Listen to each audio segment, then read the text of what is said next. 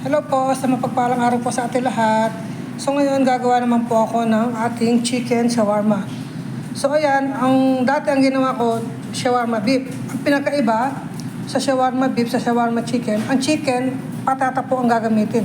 Sa beef naman, kamatis, bagdunis, at ng pickles. Tapos gumawa na ako ng sauce niya, tahina at sabadi. Nilagyan ko na siya ng asin, paminta, at saka ng lemon. Hinalo-halo ko lang dyan.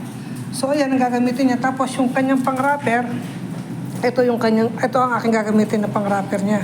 Yung ginagawa kong triangle.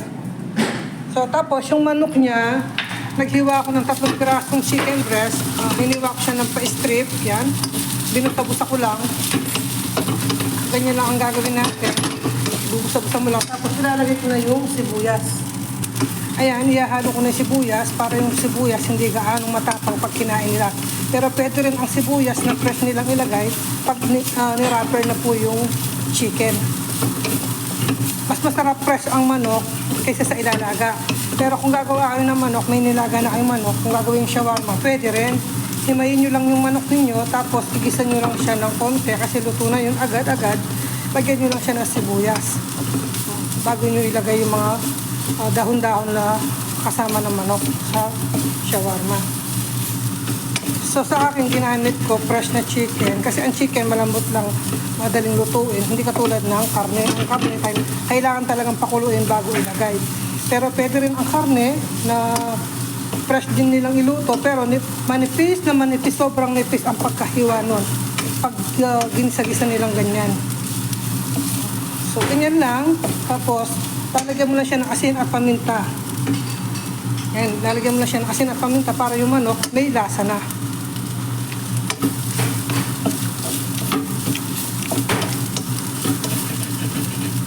So ayan po, mag-start na tayo magbalot nito pagkaluto nito para makita ninyo kung paano namin balutin.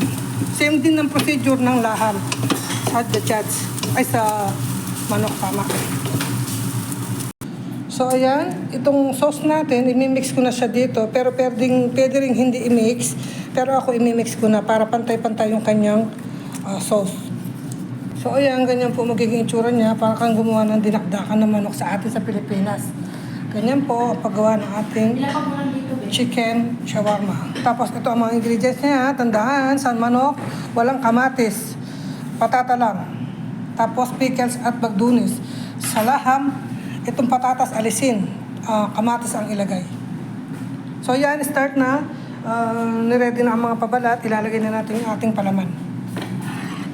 So ayan, nakalatag na para yung kanyang laman ay pantay-pantay. Tapos lalagyan na lang ng mga gulay sa taas. So ayan, tingin-tingin lang sa paggawa ng ating shawarma chicken.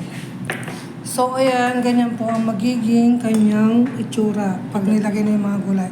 Tapos pag nabalot na, ganyan na siya. Tapos pag nabalot na siya lahat ng ganyan, isasalang ko na siya dun sa pizza maker. Ayun, para maging brown siya ng konti. So ayan, naisalang na natin sa pizza maker. Pa-brown-brown na siya. Ibibiling-biling lang siya ng ganyan. Ibibiling-biling yan. Ayan po ang ating shawarma chicken. So ganyan lang po ang ating paggawa ng shawarma chicken. Madali lang. Ayan. Ayan lang po ang masishare na vlog. Mainit.